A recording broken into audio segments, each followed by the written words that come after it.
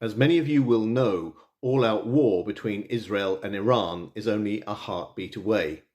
Now, the background to this, most recently, was the attack on the 1st of April at around 1700 local time in Damascus, Syria, when Israeli missiles took out a consular building belonging to Iran in that city and killed 13 people, 7 of whom were members of the Iranian Republican Guard, 3 of whom were members of the Quds section, which is responsible for foreign operations, including supporting Hamas.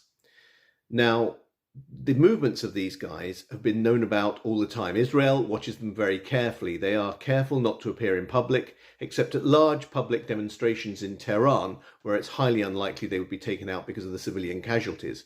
So why were they struck now, and why were they struck in that location? Well, the answer is that by striking the consular building, Israel knew they were crossing a red line. Attacks on embassies are not unknown. You may remember that the war between the US and the Al-Qaeda terrorist group was started following terrorist attacks by Al-Qaeda on US embassies in Tanzania and Kenya in 1998. What is unusual is for states to attack embassy facilities. Now, the Israelis picked the target very carefully because this was not the Iranian embassy per se. This was the consular building across the road and doesn't have the same diplomatic protections. But of course, the Israelis knew that the Iranians would not make any such fine distinction. And Iran has now been struck in a way that it has to reply to. Why has Israel chosen now? Well, the reason is that they have lost public opinion over the war in Gaza. On October the 7th, everyone was on their side because they were the victims.